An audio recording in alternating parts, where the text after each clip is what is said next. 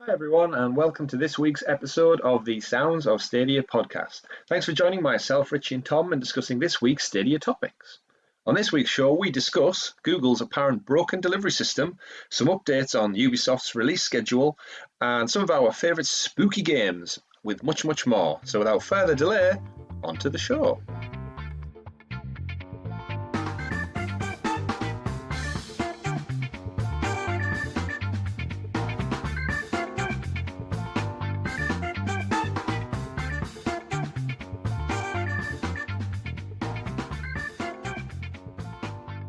Hi everyone, and welcome back to this week's show. This is episode 5 of the Sounds of Stadia podcast. We hope you've all had a great week with plenty of gaming and you're all getting excited and ready for a spooky Halloween. I'd like to welcome my co-host this week, so welcoming back our techie teacher and host of last week's episode, Tom. Happy episode 5. Exactly, Tom's now Spanish apparently when he comes back. And off in the far echoing distance last week, the man of many pixels, Richie, has also returned. Hi, Richie. Hello there. Hello. How are we both doing this week, gentlemen? Doing good.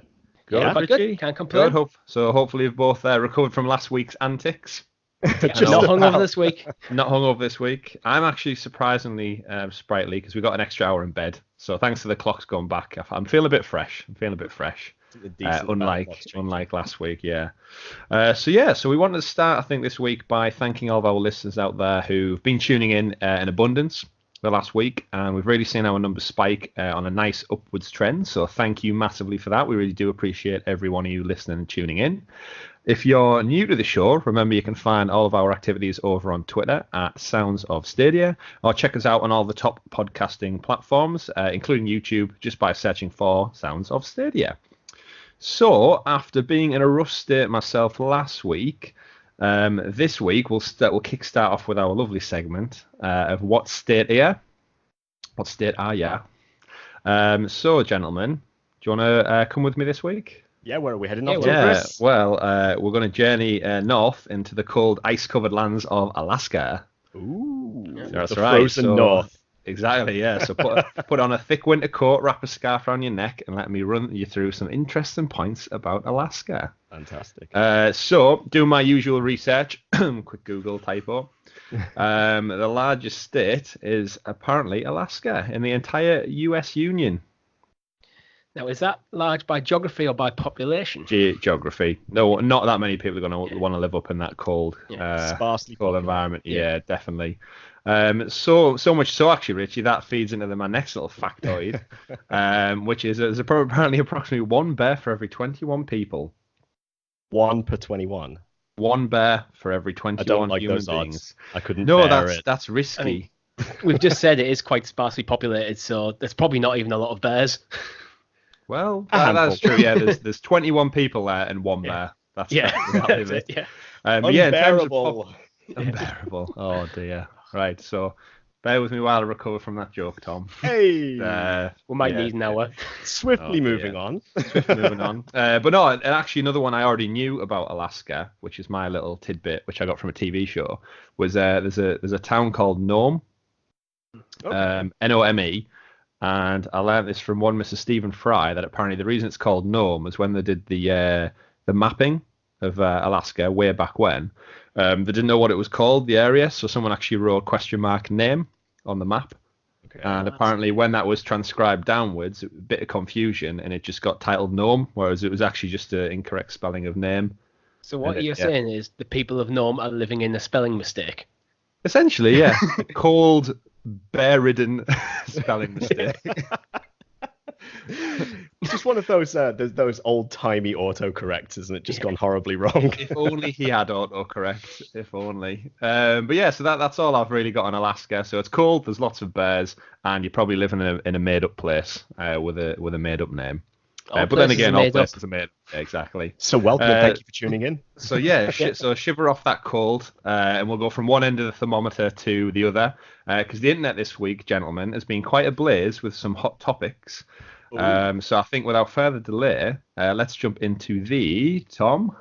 The super sexy special Stadia story segment, aka gents. The news. The news. The news. Are we still not getting that timing? No, like, That's the fun of it though. Now it's just maybe yeah. we should actually practice it once off camera. Nah. But Nah. we'll get a barbershop nobody got time for quartet in that. to do it Yeah. one day. Yeah. One day we'll hire one. But yeah, so in terms of this week's news, so I think top of the reel has to be the crazy explosion of kickback. I think we saw in forums and threads throughout the week on delivery dates. So obviously last week we discussed Google's actual launch date, 19th of November. Can't wait. But does this launch date mean that we'll be getting the products on said launch date? I know we had a bit of a laugh, Tom, over your delayed pre-order last week out. However, apparently whenever you pre-ordered it might not necessarily mean you're going to get it on the day either way. So do one of you two want to give us a rundown on what's been kicking off this week regarding dates? Okay. So initially, as we speculated, as things were talked about, it did turn out that that was going to be the case. So the people who pre-ordered later would receive the product later. Now, over the course of the past week since the previous podcast, we've actually now seen our orders update online to show us an estimated delivery date. So what sort of dates were you guys looking at? Richie? I think initially my date said the 21st of November. Okay. And I think I ordered it was the 7th of June. Okay, so so quite 21st. early. 21st. Okay. Yeah. And Chris, what about yourself? Mine was the 6th of June for the pre-order, and I think mine was showing 21st or 22nd as well. Okay. So again, not the 19th, which is the worldwide global launch in these select countries. And Chris, few you days later. ordered it day one, didn't you? So From what I recall, I think it was I watched the video Okay. of them announcing pre-orders were available, or I watched the YouTube drop or something like that, and then pretty much followed the link, went straight to the website and put my pre-order in, and then pinged it over to Richie. So yeah, it was pretty quick. Fair enough. So for myself, several months later, quite a number of months later after yourselves, it turned out that my date was looking to be the 27th of November. So not too long after you guys, surprisingly, considering the gap in time there. So a lot of people sort of started getting up in arms a little bit, didn't they, on the internet? We started to see a little bit of panic because people who had ordered on day one were now starting to think, oh, shit, we might not actually get it on day one. How did you feel when you saw that? Well, last week I made the point where the words Google actually said were processed, not delivered. So the orders will be processed in the order they received them. Mm-hmm. And I was a bit annoyed actually when I saw that delivery date, although it was a few days after the launch. I think there is a genuine expectation when you pre-order something, it to be in your hands on the day it comes out. It's kind of the point of a pre-order, in my opinion. Yeah, I think that's the biggest kickback they've got is the fact that when you pre-order something, you expect to have it on launch or at whenever the actual thing goes live, because that is, like as you said, Richie, that is the whole concept of a pre-order. You are ordering something in advance ahead of the rest of the general public to get your hands on it, first come first serve basis. I think people have maybe looked too much into the dates being set in stone, because as a lot of them say, it's estimated delivery or delivered by. So yes, it might say 21st, 22nd and later dates for a lot of people, but I think we need to take into the fact that all logistics commerce companies have this kind of little bit of leeway, because at the end of the day, they're trying to get these items shipped out from a warehouse, a delivery that's probably came in from abroad potentially. And it's not as easy as just saying, yes, it'll be dropped to your doorstep at this time, because the package essentially has to pass through a lot of channels and a lot of different hands just to get to your doorstep. It gets sent to localized distribution centers.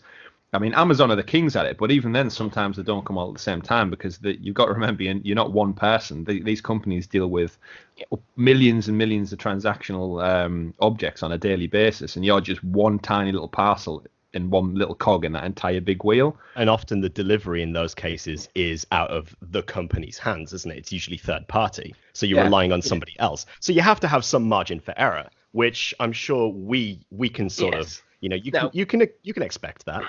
I'd argue the margin of error could go up to the 19th, because the controller and the Chromecast is effectively what you're getting in box. There's no reason they can't send that before the 19th. And just activate the service on the 19th. Yeah, that's a very good point, actually, Richie. I hadn't thought about that. Yes, it does go live, but you're right in saying as long as they just don't flick the switch and turn those servers on, you've essentially got a Chromecast, which you can already go out and buy, by the way. and a controller that is essentially just a paperweight until the system goes live. Mm-hmm. So yeah, why couldn't they start shipping these out? I know they have a set date to launch, and I think maybe the messaging just needs to have been a bit clearer. I think Google towards this launch have been a bit murky with the messaging, and I think this is where the problems are coming in. As I mentioned, saying that it was getting initially saying that they're going to process the orders in the order that they got them, gave room for the internet to speculate, and when the internet speculates, it can get a bit fiery. It can just a little, a bit spicy. And then you add the delivery date on top of that, and I wasn't surprised at the outrage. Well, to add fuel to the fire, a lot of people who took their rage directly to Google support, directly to customer service, to start getting some answers. Why did I pre-order when I'm not going to get the product on day one, and so on. And then the questioning started to change a little bit, and less so much about the actual receiving of the hardware and so on, because we've been told from day one that when we pre-order, we're going to get an email as well that will allow us to create an account to get everything up and running for the 19th. Now, here's where the mixed messaging comes in once again, because Google support, more recently, I have a screenshot from today with somebody contacting Google support where they've been told that once the product has been shipped or once the email has been sent out, will they be able to set up their account and play via the Chrome browser on launch day? Google support says no, you cannot. So even though you have pre-ordered, if you haven't received the box, supposedly somebody at Google has turned around and said now you cannot play it at launch until you get the box. So there's probably an activation code or something in that box that you physically need to activate your account or something along them lines.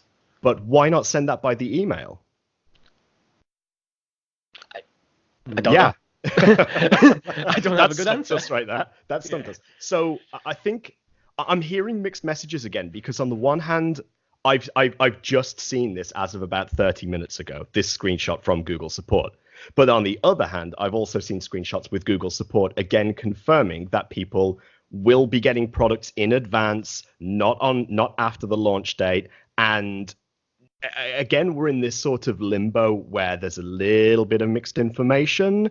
So yeah. It's one of those things where I think they're definitely having some teething issues with rolling out this pre-order. We've got to remember this is probably Google's, aside from the Pixel launch a few years back when they launched the Pixel 1, this is probably their most logistically heavy thing they've ever had to deal with, because we've got to remember they are a software company through and through, and they're used to dealing things on a digital platform where you can distribute them to the masses with the click of a button.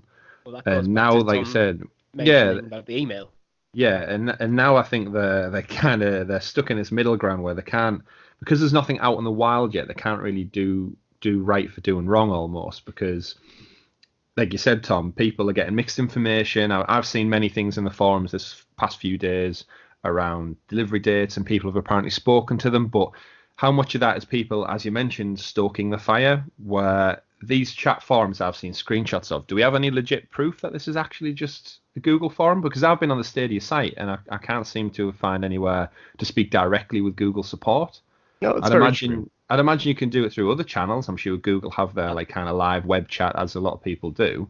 But you look on the website, Google responding to some tweets that people have sent them about the issue. issue. That seems to be their most vocal one. But I mean, I'm on the Stadia site now, and there's the help center, there's feedback, there's FAQs on loads and loads of information that drills down to, I'd imagine, all the questions that they've been hit with over the last couple of weeks. But there's no like little pop-up box that asks me if I want to speak live chat to somebody, because we've got to imagine they're still all undergoing vigorous training for when the live date actually comes around. I think once again, it might be a case of information not just filtering out to the public, but also filtering down from the higher ups at Google too, because I've just pulled up another tweet again from @Google Stadia from the 15th of September that states you will be able to access Stadia through the Chrome browser on your laptop or computer from launch. You could also access if you have a Pixel 3 and 3a device along with tablets running Chrome OS on launch day. More devices will be made available in the future. So again, mixed messages. So maybe it is just something written down on paper that's causing a little bit of confusion. we've touched on this the last few weeks, but I think one of the problems they're having with this launch is the messaging is being a bit murky. They don't seem to have a clear way of messaging. Things are coming from different places. There's lack of information, which is causing people to speculate. Then people are taking other people's speculation as matter of fact and perpetuating it. And I really think Google really need to look at this messaging problem and get in front of it and clean it all up. I do believe that a corporation like Google should take that and tidy it up. But I do have a feeling that a lot of this is coming from Chinese whispers in a way, like he said, she said. It gets confused, it gets lost in translation. Then somebody posts something online that says one thing, all of a sudden mass panic arises, and then we find contradicting arguments from elsewhere. So I totally agree. This is where you get a public-facing figure to give an interview to a major magazine or even YouTube. Just get yourself on the front page of YouTube, major figure, address the issue. Or a Google Connect, some would say, might be a good idea. Just that not would long be before good. launch. So we're under a month into it now. It would be really good if we got, again, one of these big announcements. But yeah, I think China, because again, you could give each of us 5 minutes and we could go away, copy a Stadia logo off the internet, put it onto a fake Twitter thread or a fake whatever, and use the correct font, and already you've got fuel for the fire as such. So I've seen a lot of the community groups get a bit frustrated because the people keep dropping in questions about these dates, and it's a story this week that I've seen so many posts of people jumping in and arguing. And some people say their thoughts as though they're fact. Some people are a bit more loose with the terminology of it, but I think you're right there, Tom. It's Chinese whispers. And until we get an actual statement or Google Connect or an official tweet, it's all speculation. I think we need to just refer back to traditional logistics. If you order something from Amazon, anywhere else, what's your time frame, what you're expecting to be? I'm not overly worried about it arriving too late, because apparently, which I think has also fallen on from this news story, is that the delivery system is definitely a bit broken, it would appear. Yeah. Considering I ordered it several months after you guys, if it turns out that it's only going to be a week after launch for me, I'm okay with that. I think there's a bit of...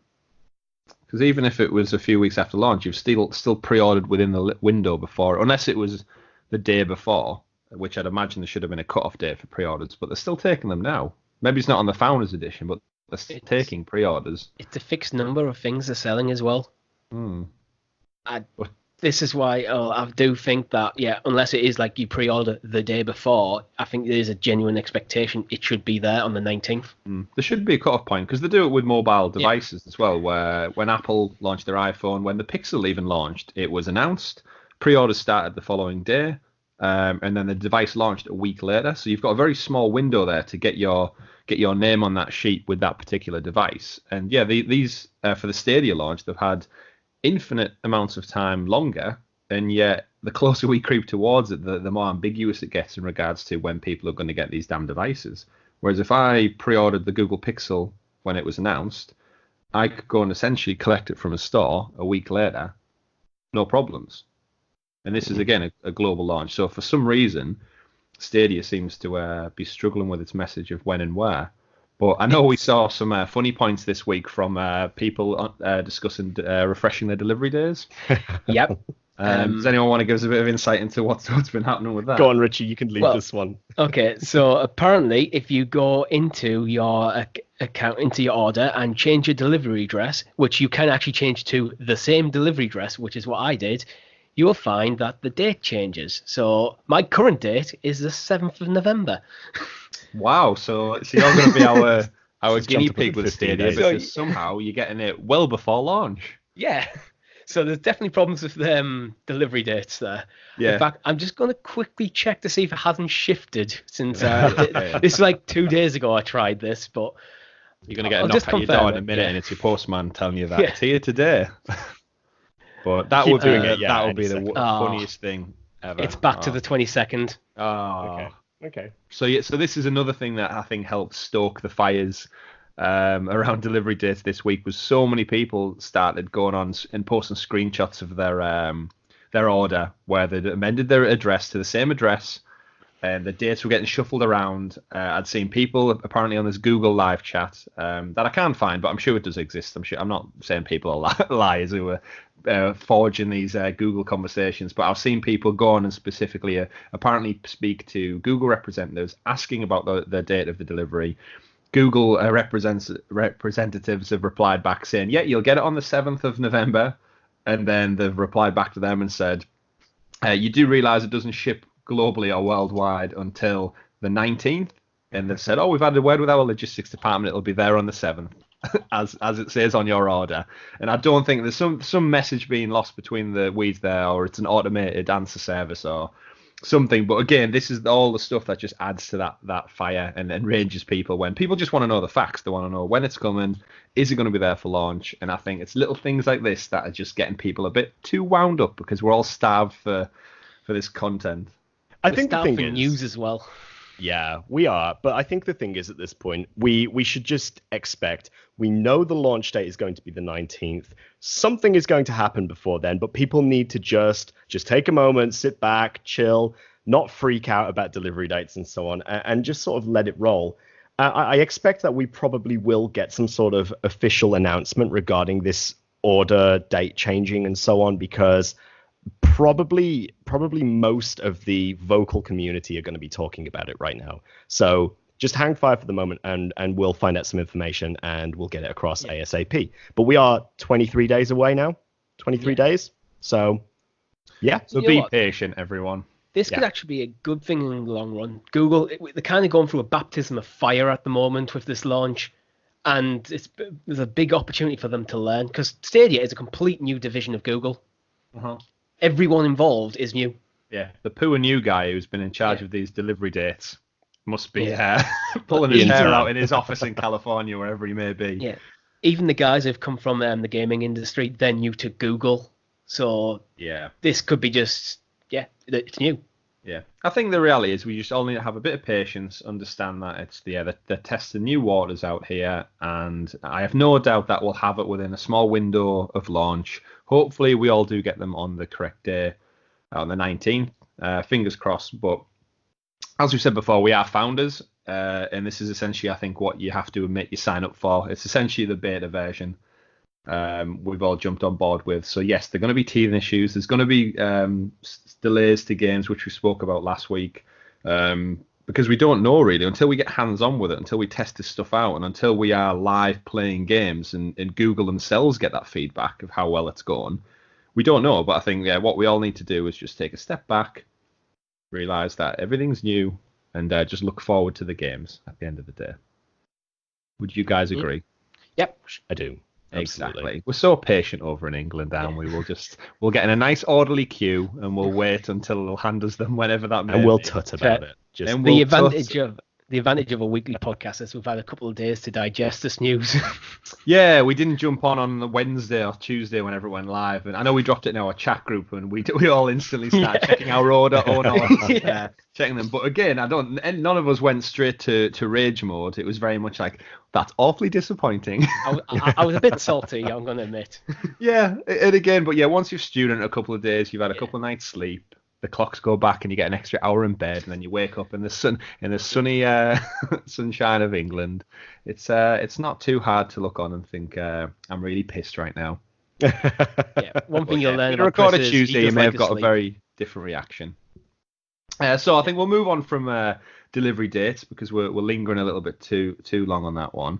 We'll move on to the next news story, which comes out of Ubisoft themselves, and we've got more delays, gentlemen. So from one positive story to the next positive story. Fantastic. Although, in my personal opinion, delays to games aren't a bad thing. They sound it initially, but I can't remember who quoted, but it's bad game's bad, but good game's good forever. It was Miyamoto from Nintendo. It was. That's the guy. Yes. So have faith. So what's been delayed this week? So what's been delayed? Should this be a new section? What's been delayed this week? What's been delayed this week? Yeah, we'll add that in because apparently it's there. So give me more bearer of bad news. Yeah, so Ubisoft had their it was one of the stakeholders conferences or the financial meetings or something. They're quite regular. Good thing with Ubisoft being privatized is they come out and pretty much announce to the world all of the minute details. So we learn right off the bat, Breakpoint, Ghost Recon Breakpoint has not been doing that well. For those of you guys who jumped onto that on your current consoles. I've had one eye on it, but I didn't really get too deep into Ghost Recon Wildlands. So it's one of them where I've always got an eye on to jump into, and this was actually one I'd highlighted to jump onto with Stadia specifically. So hopefully we're going to back that one. I don't want to jump too much in that story because I don't think either of us have played it before. No. So I don't want to give too much impression on that. But from what I was seeing, the game looks good. It plays good. It's got that very Ubisoft lick of paint to it. But evidently it's not doing as good as Ubisoft had hoped. But we mentioned just before the call, we'll definitely back it. If they commit to this for a couple of years worth of a plan, as they did with Rainbow Six Siege and Assassin's Creed Odyssey and For Honor and all those other games, it'll, I'm no doubt, have a fruitful life in the years to come. And even when Stadia goes live with it, because it is one of the announcements, I'm guessing that's going to be a launch day game. It's on the docket, so that should be a thing. But in terms of their other games that they had coming out, included in the Stadia portfolio going into next year, we had Watch Dogs Legion, which was due on March the 6th, 2020. Doesn't have a date any longer. Okay. Gods and Monsters, which was due February 25th, 2020. Which was it's made by the Assassin's Creed Odyssey team. It was kind of a little Zelda Breath of the Wild-esque looking, more artistic aesthetic. That's no longer got a date. And Rainbow Six Quarantine, which was almost like, I believe it's like a zombie spin-off of Rainbow Six, where you take down kind of swarms of some kind of creatures. Didn't have an actual date, but naturally, I think with some of these ones being pushed back, that too gets shoved a little bit further and further into the timeline. So, what do we think of this? I don't mind them games being delayed if it's for the good of the game. It's quite simple. This is not great for Stadia because it means people are already a bit concerned about the light library, and it looks like, well, it's going to be later in the year. And I think Stadia, we mentioned before, like, they've got a big year in 2020 before the launch of PlayStation 5 and Xbox Scarlet, that they're going to need some good, steady games coming out. And this is bad news for Google, but I care more about the quality of the games, to be honest. Yeah, I think long term the quality is good. It's very disappointing because looking at those dates that they had penciled in, my guess is if it was only going to be a short delay, so like by a few weeks, like akin to, I think The Last of Us on PlayStation was also pushed back at the same day, actually, I think it was. But they went from a February release to a May release, so they've already put a new date on it, whereas these are a bit more ambiguous with, they've just said later in they've specifically said the fiscal year 2020 to 2021, which potentially pushes it right up to March the 1st, 2021 is their kind of window of time they've given themselves. Obviously, I'm fingers crossed, hopefully it's not 2021 because that's a bit scary. Pure speculation here, but some of these could be potentially getting eyed up for launch for the new consoles coming out later in 2020. Well, I think that could be part of it. Yeah, or closer to launch. Do you think if they're going to be cross-platform? Cross-platform. Again, we're seeing a lot of this lately, and it does lead me to think, are developers doing this intentionally at this point? Is it, I completely get the whole idea. We want to make sure that games are top quality. They're delivering the experience that everyone expects based on these AAA titles.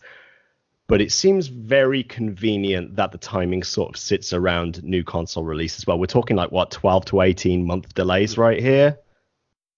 I don't know. I could be the cynic inside me, but I mean, Watch Dogs Legion is one I was really looking forward to personally. Yeah, well, I haven't played either of the other two, but Legion looked really, really cool. Yeah, I've finished 1 and 2, got the platinum for them both. Bing. They were really enjoyable. I don't think they got the appreciation they deserved, actually, and I'm glad Ubisoft was stuck with the franchise and really kind of focused on what makes it fun. Which by the looks of Legion, which I think when it was announced, I feel like they heavily advertised it. My YouTube videos and kind of Facebook feeds were full of Legion content just a few months back. I think, was it E3? It was Yeah, one of the big dropped tentpole announcements. And it got loads of positive kind of energy around it, which was great, because number 2 was in San Francisco, and it was really fun, more vibrant, a bit more colour. The story's about just overall a better package. It was definitely a better sequel than the original one. But this one, jumping to London, so it's coming over to the UK. We get to mess around the Houses of Parliament and stuff. Which we've always wanted to do. But yeah, in terms of it looked great, and I think it's weird that this was essentially going to be Ubisoft's flagpole game for that kind of first quarter March, because they've done fantastically over the last few years of dropping these games earlier in the year. I think all developers have now learned that it's actually a safe bet to launch in the quiet, or what used to be the quiet period. And Watch Dogs Legion, I think, would have benefited from that. So I'm hoping this pushback doesn't push it into that winter window where everyone's getting their Call of Duties, their FIFAs and such. Because again, you can risk sabotaging your own sales if you don't pick the correct date. The holiday period is usually quite crowded, so I think March is usually. Yeah, this is one of those things where if it was an Assassin's Creed, which again is rumored to be next year, and they're gone. Yeah, it's such a shame with this, though, that a game like Watch Dogs Legion as well, where, as you said, Chris, there was so much hype about it when they first announced it at E3. And then all of a sudden, as a result of it, it's just tailored off. And when they put so much emphasis on a game like that, it just seems quite a shame to let that fizzle out, because it was something that was really hyped up. And like I said before, it was one that I was really looking forward to coming out. So yeah, especially the market team, they'll be disappointed. It's going to fizzle out after all that money went into it. Yeah, promote it around E3. Yeah, they still get paid either way. That is true. But yeah, like I said, that fizz that you've got building up to it, but I suppose that just gives us more time to play the other games that come out. Again, I always appreciate a game delay, because when I look at my back catalogue, I think, oh, thank God it's given me a little bit more time to play through the games that I've wanted to jump onto. So yeah, push them back, put them back in the oven, spend a bit more time. So aside from that, then, what were your takes on Gods and Monsters? Because I don't think we've actually spoke about it. Richie, you're a big Zelda fan. Did this one prick up your ears at all? I didn't even know it existed, to be honest. I must have completely missed its existence. Oh, mate, you should check it out. It literally has the same aesthetic as Breath of the Wild. It does. It looks really good. Does. And the fact that I'll definitely be looking at that. Yeah, the fact that it's the Odyssey team as well has me really, really stoked for how detailed and fleshed out that open world is going to be. But yeah, it's essentially ancient Greece. You play as a little character, and it looks like everything's just lush greens and nice blue skies and exploring ancient Greece. But I'm guessing by the title, Gods and Monsters, you're going to get to fight some pretty cool mythological creatures and stuff in there. Yeah, I think it's a good mix of like that ancient Greek mythology with Breath of the Wild. It's got that, like, if you look at the character art and so on, it's got that very like Clash of Clans, sort of Clash Royale type aesthetic to it, going a little bit towards that Fortnite style art. It's not quite cel shaded, but it's that like kind of, I don't really know what it's called. It's cartoony, but it's edging on realism, but with really bright, vibrant colors, like you said. Yeah, it looks good. It looks really good. Why do I get the feeling Richie's just Google search this while we're talking because about it? I'm Google searching it right now. Thank you once again, Google. What have you dug up so far, Richie? I'm just literally search for Gods and Monsters Ubisoft, because there is a Gods and Monsters film. On Google Images, looked at the first one, and it looks very pretty.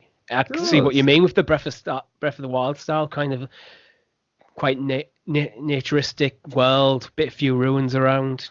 Yeah, it looks cool. Yeah, I think the art style really does appeal to people, like you said, Tom. It's stuck in that middle. It's like, it is cartoon, but it's got enough fidelity to make them look a bit more detailed and realistic than you would naturally get from a cartoon. Who just loves cartoons? Yeah, sometimes these are these stylistic art styles, the ones that hold up over time. Yeah, they really are. They age fantastically well. We've seen that with a lot of the reboots and remasters that have happened over the last couple of years. The ones that have that aesthetic, I think we mentioned on like episode 1 or 2 actually regarding indies, how if you go for a definitive art style, it ages infinitely better than photorealistic choice. Yeah, because it just does. But yeah, I just thought it's something I've not really looked into. I remember the trailer from E3, and I remember a lot of the feedback around it was very, very Zelda Breath of the Wild-esque. I love what I played of Zelda, and I'm also a huge Ubisoft fan, so kind of mash them together with ancient Greek mythology. I can't see them going too wrong with it. So it'll be a nice little smaller game, I'd imagine, but Odyssey alone is great, and with the team working on this as well, combining that sort of like, quite frankly, breathtaking art style is is cool. It is. I can't think of another word for it, really. Yeah, it just is going to be great. So I definitely think it would have been a nice little February game as well, which is a shame that it got pushed back a little bit, because that quiet period after Christmas where you're getting back into the rhythm of it, you're writing the date wrong all the time for the first couple of weeks, and it's just something drops in that quiet time when it's cold outside. We'll be right in the thick of winter then, so we'll be in some Alaska temperatures. Be bears outside for all we know. But we'll be wrapped up inside. And something like that would have been nice to play. So hopefully that's not delayed too much. Because again, it's the smaller games like that the sooner they get pushed towards that later half of the year, these are the ones that get knocked out of the park by those big AAA titles from the other publishers. And then finally, just to double down on the conversation on these particular games, Rainbow Six Quarantine. I know me and you, Richie, jumped into Rainbow Six Siege quite a bit and had a lot of fun with it over the last year. Quarantine was basically more of that, but with kind of zombie monster creatures. So I wasn't overly invested, but it could definitely be something that I'd get on board with. Yeah, same. We've typically with Rainbow Six Siege, it's one of them games that maybe once every month or something, we'll jump in on an evening, we'll play a couple of rounds, and it's just one of them things you can just jump straight in and have a good time with. Yeah, definitely. But either way, like I said, delays, as much as they do suck, it's really nice to know that the people over at Ubisoft want to put more time in. In fact, we've got a quote from Yves Guillemot, who's the Ubisoft head. I hope I said that right. Does anyone else have a crack at that name? Or Yves Guillemot. Yves Guillemot? I'm not even going to try. It's the Y and V. It just doesn't fit our particular language style. But anyway, he was quoted as saying more development time to ensure that their respective innovations are perfectly implemented to deliver optimal experience for players. So it might be a most generic statement that you're going to get out of a company, but in terms of what you're saying is more time, put it back in the oven, cook it a little bit longer, and it'll be ready when it's done. Which I think we all appreciate. So, moving away from delays then, we'll move on to games that are out. Richie, you've dropped this in the docket as it's the story's kind of expanded a little bit. This is a game that should have been delayed. or just scrapped altogether. Indefinitely. Delayed indefinitely. So if no one's been keeping an eye on the news, it turns out that WWE 2K20 is shit. Yeah, turns out it is shit. It is shit. I was playing a bit of devil's advocate last week by saying we hadn't played it, so it might play well. No, it doesn't. Yeah. We still haven't played it, but there's enough I've seen through that Twitter feed. Yeah. It's actually a good read if you want to have a bit of fun. It's a really good one. There's some impressive glitches. I follow the game physics subreddit as well, which is quite funny online. So if you see these, basically the idea behind game physics is there's two polar opposites here. You either see GIFs of incredible physics in games, whether it's things like hitboxes and so on, or utter shite. And a lot of it's been plagued with WWE 2K20 this week, with things like the ladders disappearing through the rings, characters just being stretched out and rubber banding, stairs flying off into the distance, the ref getting tangled up in the ropes. It just looks crap. It looks like a broken PS2 It's title. like a glitch in the Matrix, isn't it? All them clips I saw, it just looks like there's definitely big chunks of coding that are missing in important segments. All of it. They just glossed over the QA phase altogether. They just went straight to release from development. Yeah, I did notice that the developers did put out a message saying they're going to fix. They've listened to the feedback and they're going to look at resolving the issues in a patch. Interesting. You're probably going to take a full year to make the patch to fix all the issues that we've seen. Just forget about it, write this one off and focus on 2K21. Yeah, if I personally was the publishers or the people who hold the licensing agreements, I'd seriously look at going elsewhere. Because for all we give EA a lot of shit about the sports games and the annualization of it, FIFA and other sports ones tend to come out with at least a certain degree of polish. I know there's been a few patches with this year's FIFA that have fixed a few niggling issues they've got, but traditionally, on average, year on year, they manage to put out a game that is of a certain threshold, and I think the 2K20 WWE game might have missed that threshold by just a little bit. It's quite impressive when you effectively year on year iterating on the same engine to do it this badly. Get worse. You tend to find more glitches when these annual releases change engines. Yeah.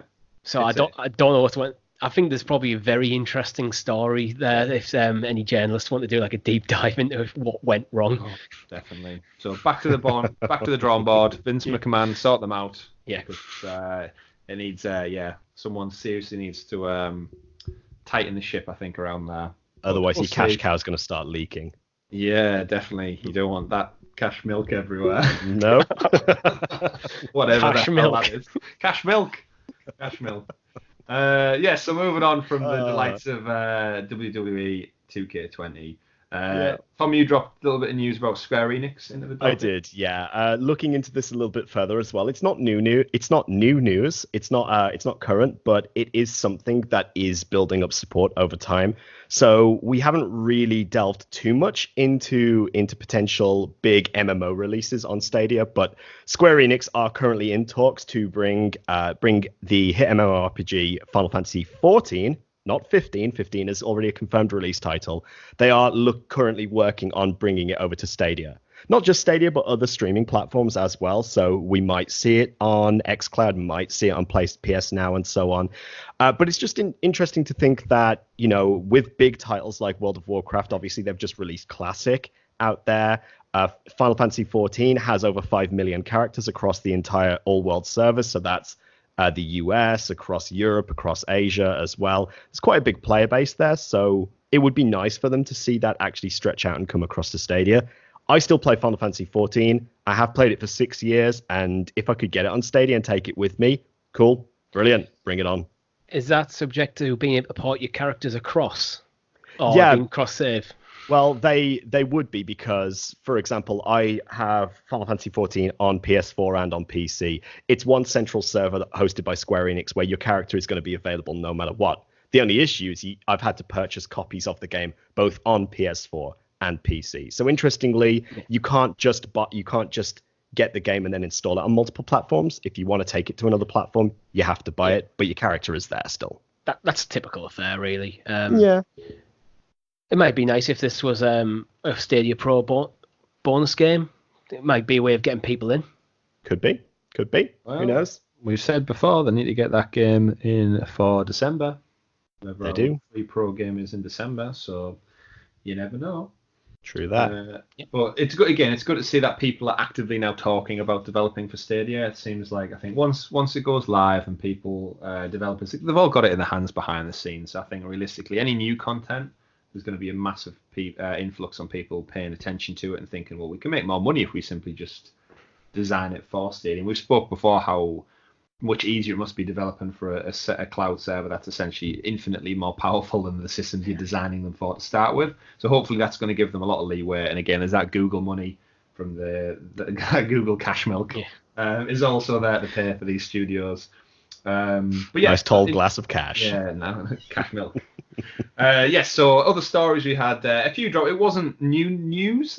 It's really hard to say that, Tom, actually. I can see why you struggle with it. Yeah. New news. There needs to be a different word for it. Fresh, maybe.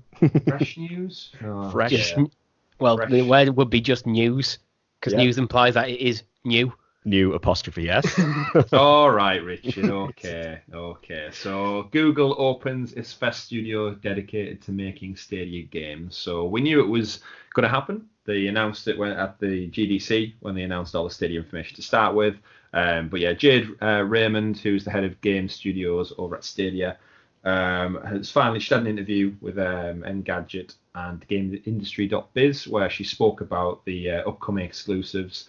And also the studio opened its doors in Montreal, so up where the team who do a lot of the Assassin's Creeds and Ubisoft are. So there's a big game developer based building up there, so they're no longer all down in San Francisco.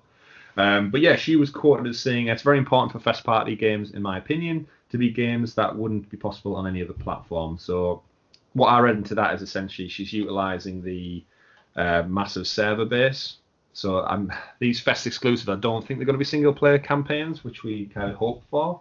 They're definitely going to utilize the ability to max out server capacity and increase player base. So any ideas what you might think that they're leaning towards there, gentlemen? So the one thing that strikes me here is, do you guys remember Journey on PS3? I do indeed. Yeah. So I liked that little element of just randomly being thrown into a world with some other person who could guide you, somebody who's played it, or you could just work together and so on. I'd be interested to see that sort of element being thrown into a lot of games developed on Stadia as well. But if you consider the scale of things right here, maybe we could see, like, you're literally just in a game and there's thousands of other people just there. Yeah, it's interesting.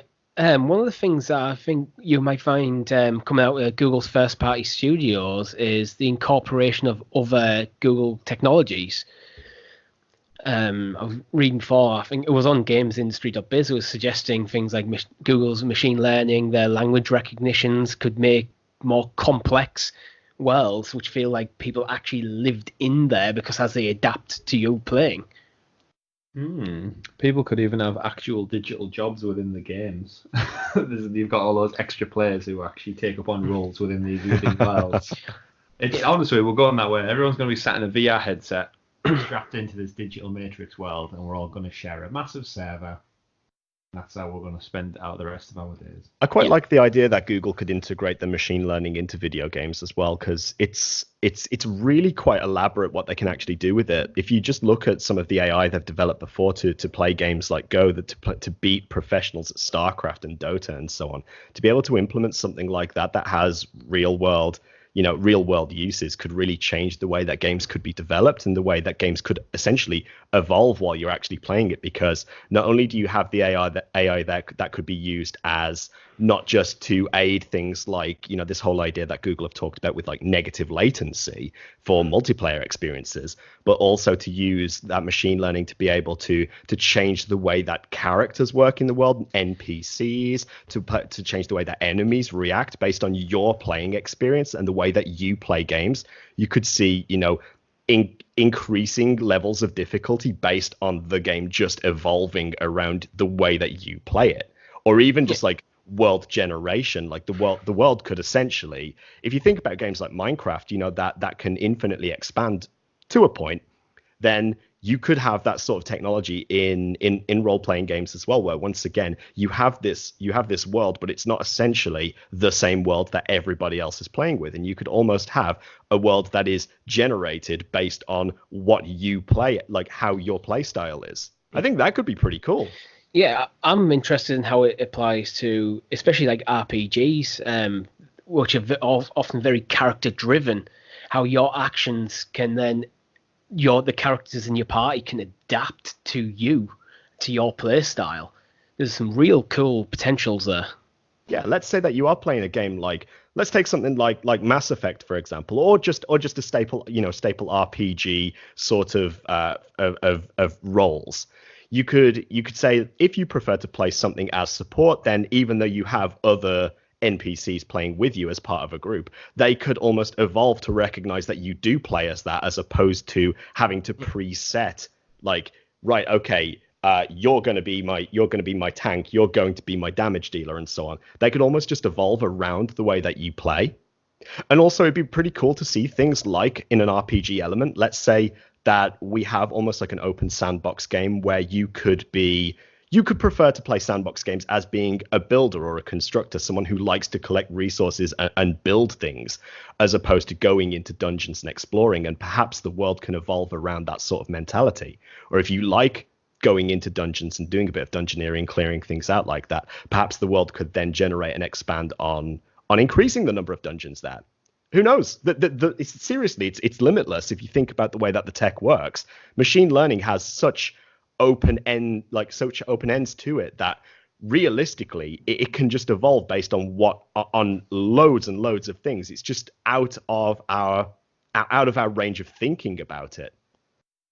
Excellent. So it sounds infinite possibilities, and I think this is the thing that everyone's getting hyped and excited for. As we're leaning now towards that future where it doesn't have to be programmed. You can kind of let it live and breathe and become its own thing, whether that is through machine gaming or otherwise. So I think that'll wrap up the news this week. Quite a good couple of topics we've covered off and been through in some detail. So moving on, as tradition usually dictates, is the topic of the show. Coming in at a cool 47 odd minutes into the podcast. The news is always going to take priority because it's relevant, I think, to the people out there listening. Yes. Topic of the show is something that's either going to be relevant to the time or something we just want to discuss.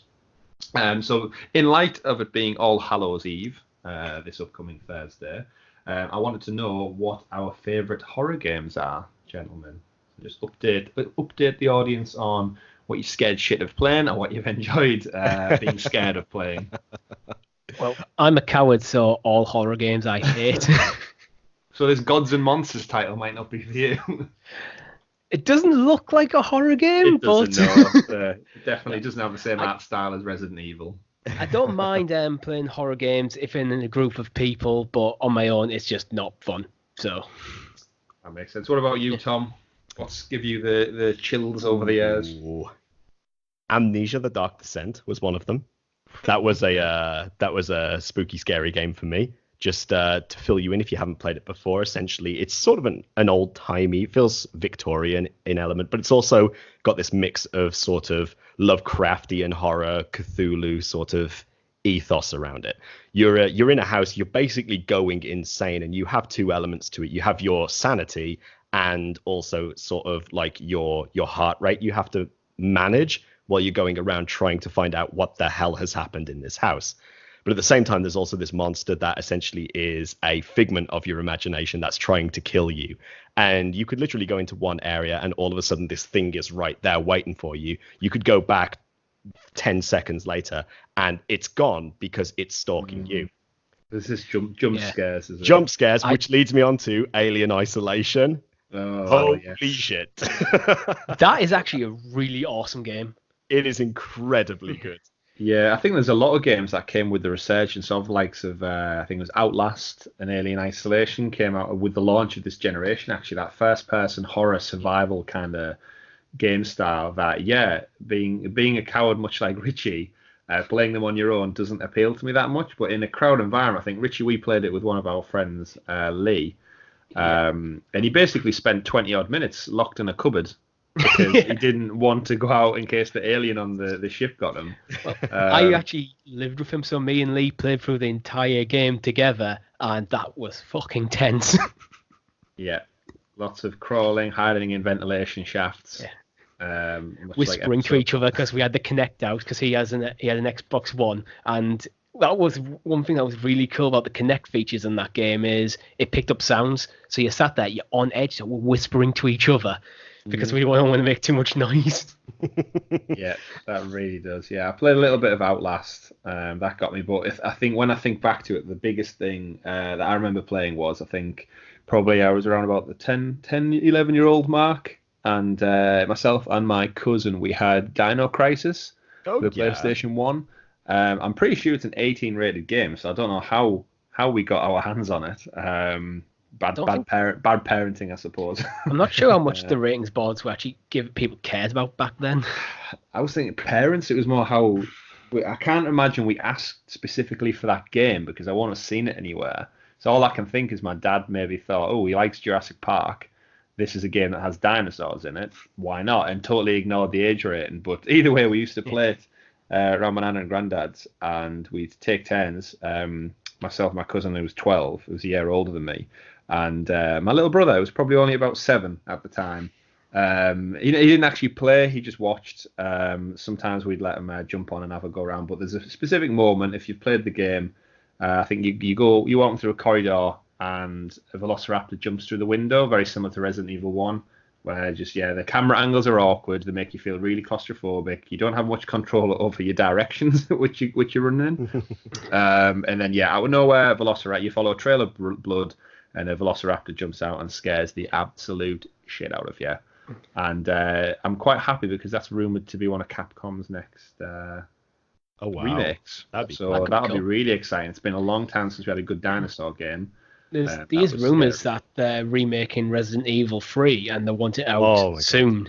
Yeah, I was just about to go on with that actually and say, likewise, Nemesis. That used to scare the living shit out of me, that did as a kid. Oh, I don't know how I ever beat that game. I can't remember where I read it, but there was Capcom have said that people often have 2 and 3 kind of mixed up in their own mind, so they want to just get them both out there. Yeah, I mean, the engine's gorgeous for them. I think Resident Evil 2 specifically is a lot of people's game of the year for 2019. Yeah, it makes sense for them to do it then. So if you've got the engine, it looks gorgeous. You've got the essential blueprints for the entire game. the last one's in the running for a lot of Game of the Year awards. It makes both monetary sense and commercial sense, because they're having a bit of a good wind at the moment. Capcom looks good, but yeah, if they announce a Dino Crisis one, that's, as much as I'm not a horror game fan, that's definitely one I'll be jumping into just for the scares. I think that's just one of these things, really, that the way that horror games have evolved over time has changed. If you look back at games like Resident Evil and Dino Crisis, it does make you sort of laugh at the age rating when you look at it graphically. I get it for the content, like, fair enough. Back but then, like, the graphics, it didn't. The polygons of that was at the time. It was the highest. Yeah, it was the highest it could possibly get. But yeah, I'm sure going back and playing them now would be really interesting to see if you still got the same level of jump scares, or you were just that frustrated with the control mechanics. The scariest thing in that game is the controls and the camera angles now. Mind you, shout out to Dead Space, by the way.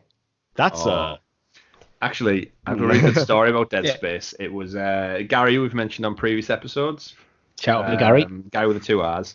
I was around his flat one time, and Dead Space was the free PlayStation Plus game that particular month. I'd never played it before, so we thought, right, we'll turn the lights off, we'll jump on this, we'll get some snacks in, some beers, and we'll have a crack at this Dead Space game.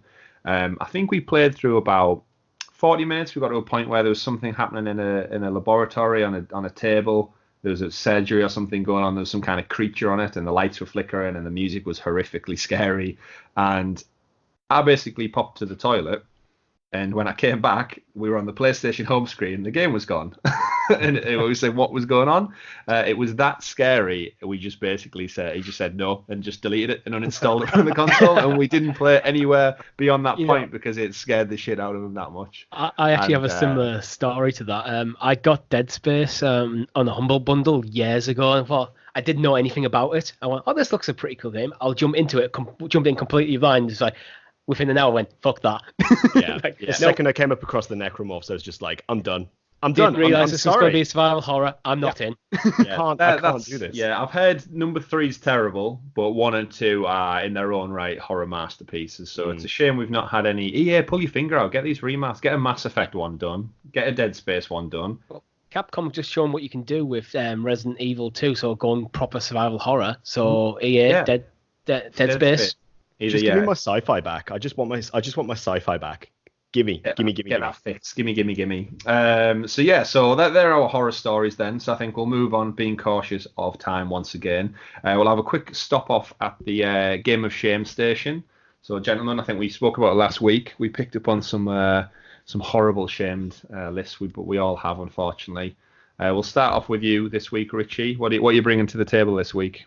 For me this week is Grand Theft Auto 4 and 5. I have not played either of them. I played 5 very briefly when I was trying out PS Now, and my second time with PS Now, because we haven't actually touched on it, was a lot better.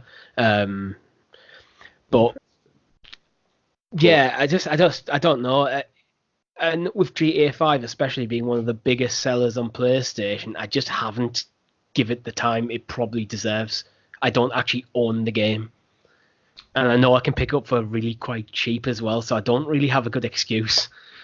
Well, I'll hold my hand up and say 5. I played a lot of the online, but the single player, I just didn't really get around to playing the single player much. I really enjoyed the single player. I thought it was quite unique what they did. So depending on how far into it you got, Richie, is essentially it was the first game that I'm aware of that gave you 3 protagonists, and you jumped every story, almost story chapter, you jumped back and forth between different people throughout the campaign. So you had 3 very different people, all with different methods of killing, running over people, committing many, many crimes. But yeah, you jump between them, you got all the perspectives, and they always kind of, at the end of each kind of act of the play, essentially, they came together to do a bank heist or a major beat of the story. And depending on your outcome, spoilers, but certain characters get affected in different ways. But I really enjoyed it, actually. Yeah. I think I only played an hour or 2. I was playing it more to test out PS Now rather than to play Grand Theft Auto. But again, I don't think Grand Theft Auto 5 is going anywhere anytime soon. So no doubt, if it does come across the Stadia, which I'd imagine Rockstar are looking at, and if they're committed to Red Dead Redemption, I can't imagine GTA is that far behind. Well, it's Rockstar. They do weird things. It might be 2025 before the releases. I mean, there was a VR game for LA Noire just came out last week, so they're definitely still dipping their feet and doing backwards weird things. So yeah, GTA will be there eventually, I'd imagine. What about yourself, Tom? Myself, Fallout. Fallout. Sorry, Which one? Bethesda. Anything after 3.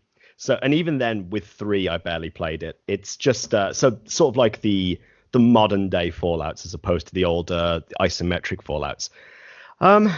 What can I say about it? So Fallout 3, I only ever dabbled with it when I got my first real gaming computer. I remember I got Fallout 3 specifically to try out HDMI. It was my first computer that actually had an HDMI port in the graphics card, because before that it was all VGA and so on. But I was well excited. I had an HDMI TV. I remember it, a huge by the standard at the time, 42-inch TV in the living room. Took my gaming PC downstairs, HDMI cable, whacked it in, played a little bit. I enjoyed it, but I sort of got lost amongst the open world of it a little bit. Yeah, I found that with Bethesda games, it can happen. Yeah, and I got to a point where I just felt I was enjoying it. Like, don't get me wrong, but then the scenario, this sort of like 1950s-esque dystopian, like post-nuclear future, it sort of got lost on me a little bit, and I don't really think I was taken by it. Other Bethesda titles, like if I look at Skyrim, for example, absolutely love it. I dig fantasy till the cows come home. Another cow thing. Don't know why. I'm on cows today, apparently, guys. I don't know why. Go get yourself a cheeseburger. I think I'm gonna have to. But it's with Fallout. I never really got into it. So I never touched 4. I never touched New Vegas. Well, Tom, I'm with you there as well. So I actually have in my house 2 copies of Fallout 4, and I've not played it. One was lent to me by my brother, and I actually got one free with the PlayStation 4. I bought the Days of Play Slim PS4 last summer during their big E3 block that they do. And when I purchased it, the guy behind the counter basically just gave me a copy and went, "Oh, you get this free with it as well." Wasn't mentioned in the promotion, wasn't discussed any time throughout the transaction. It was pretty much at the end when he was bagging it up. He had a last minute thought and just went, "Oh, you get a copy of Fallout 4 free as well." And he's probably been told he needs to get rid of the stock, and it goes towards his personal potentially. Yeah, I got rid of it. So I throw in to make this sale for the PlayStation. So I have an open copy and I have a sealed copy that I've not played. I didn't play a lot of Fallout Shelter. I enjoyed Fallout. I jumped to that. I really enjoyed it, and I love. It's one of those games that that post-apocalyptic world and the foraging and the people who've been radiated and stuff. It really does appeal to me, but it's just one of these kind of shameless things that I'm cautious of how big of a world it is, and I think this is my problem with a lot of Bethesda ones, that it seems like I just don't click with Bethesda ones, but yeah, I think it is just that fear factor of, I'm already in the middle of playing this massive open world game. Do I have time in my adult life to jump in and play another massive one? So it's one of those, from the outside looking in, hugely appreciative of everything it does, but will I ever get around to playing it? No, yeah, I don't know. They tend to be more about the world rather than the story for me, Bethesda games. And if you're not into investing the time in the world, then yeah. I mean, a prime example of that now was you mentioned, Tom, New Vegas.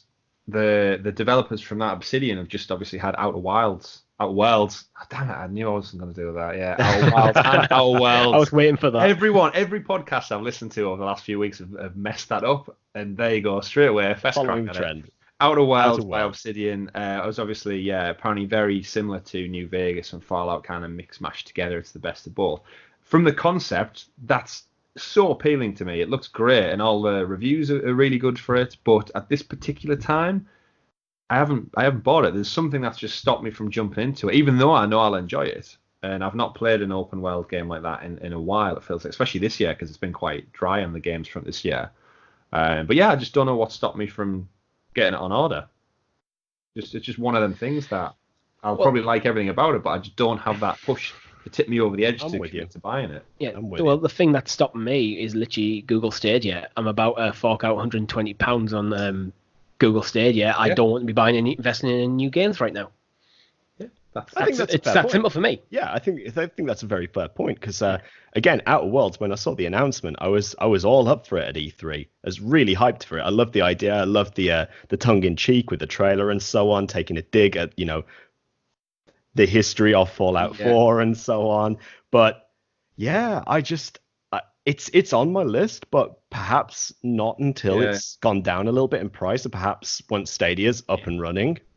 Yeah, there's the only little caveat I think, which is in the back of my mind, is preventing me from buying it, is potentially that I know Obsidian are owned by Microsoft now. So being a PlayStation owner, a soon-to-be Stadia owner, and a Nintendo Switch owner, I feel like there's that little voice in my head that says, if you enjoy this game, and in several years' time they come out with Outer Worlds 2, it's going to be exclusive to Xbox. You know what they should do for Outer Worlds 2? They should call Outer Worlds 2 Outer Worlds 2, The Outer Wilds.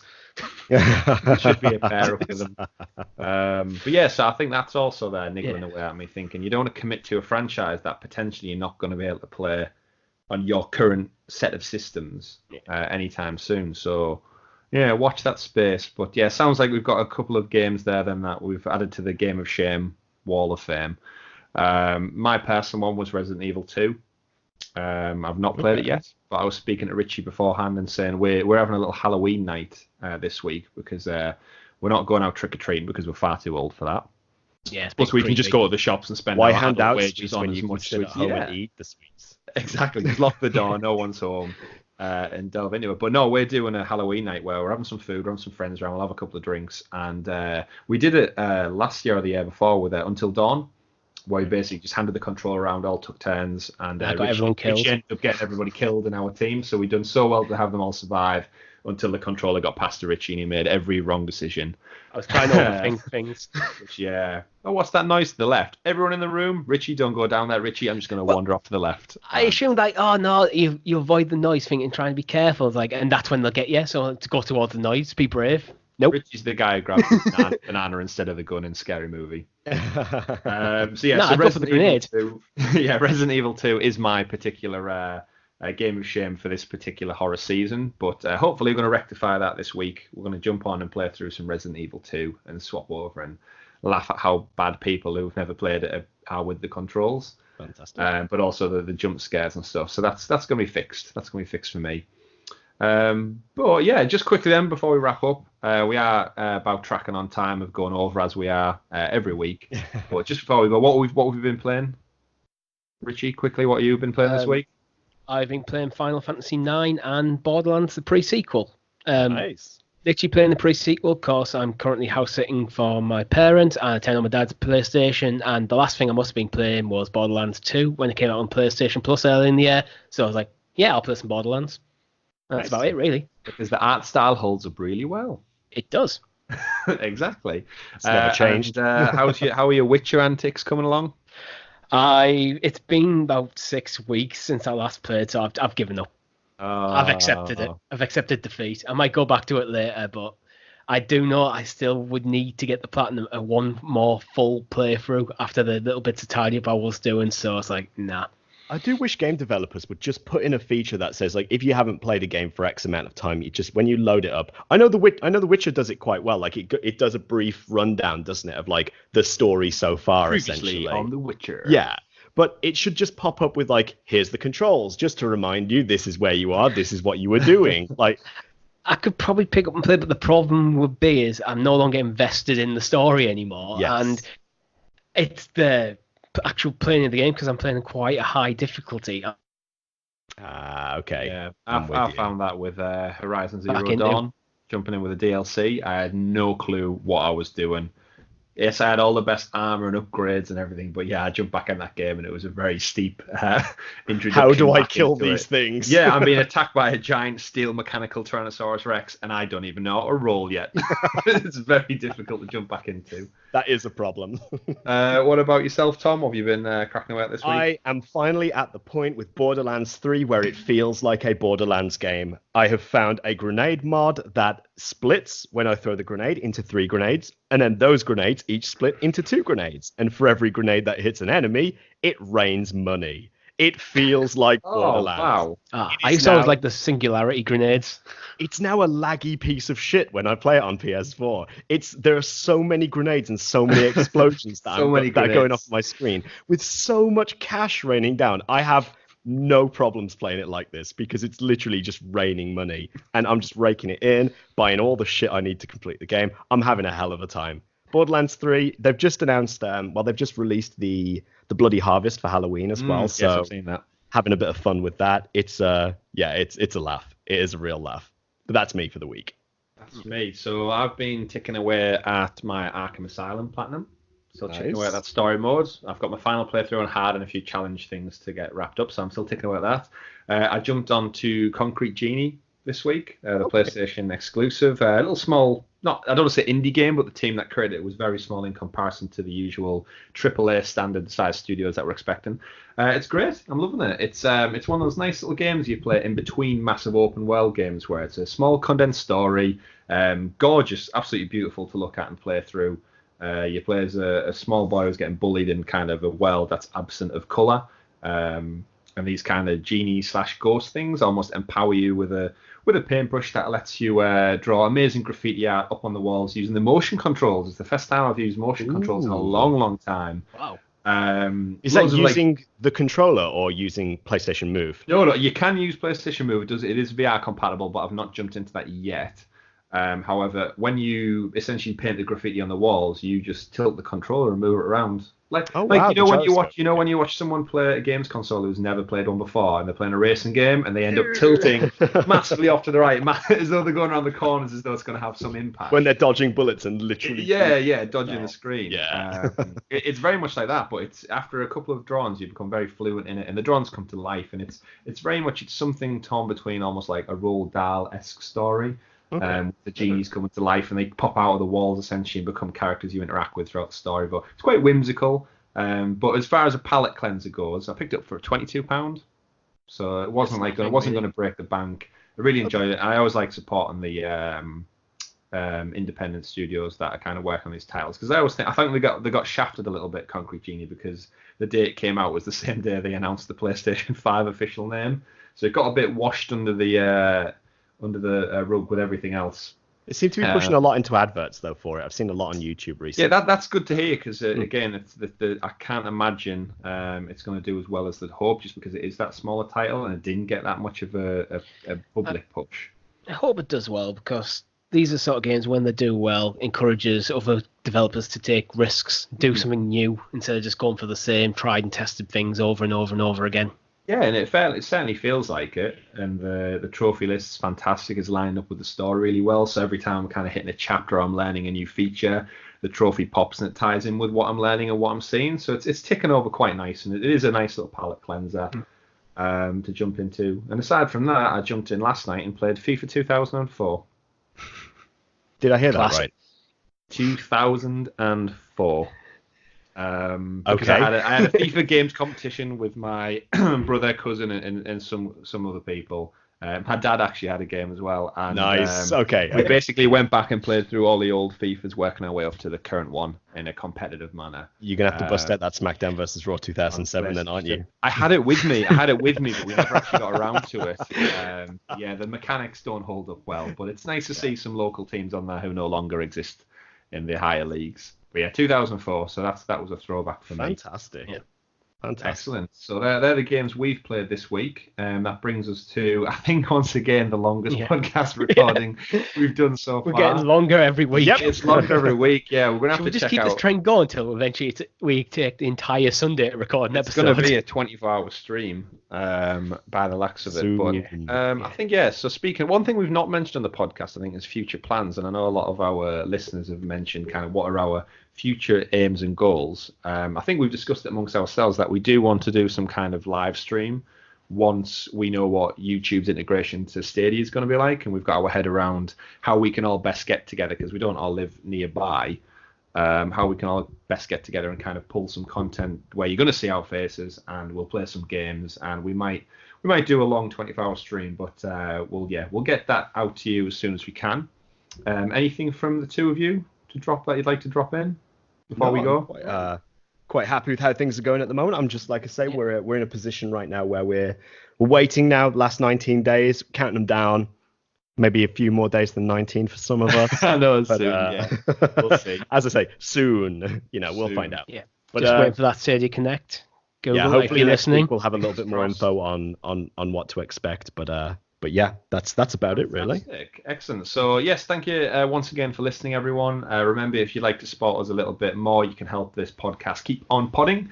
You can head over to patreon.com/Sounds of Stadia and help out the SOS cause, which eventually is going to help us do more things like streaming and pulling together some better content. If you'd like to keep listening to us, you can follow us over on Spotify, Apple Podcasts, Stitcher, and many others. From myself, Tom, and Richie, enjoy your Halloween, everyone. Remember, don't get your head stuck in a pumpkin. Have a spooky one. Goodbye. Watch out for that cash milk. My name's Chris. That's been Tom. Cheeky guy with the beard's Richie. We've been Sound of Stadia. Catch you next week. Goodbye. Bye.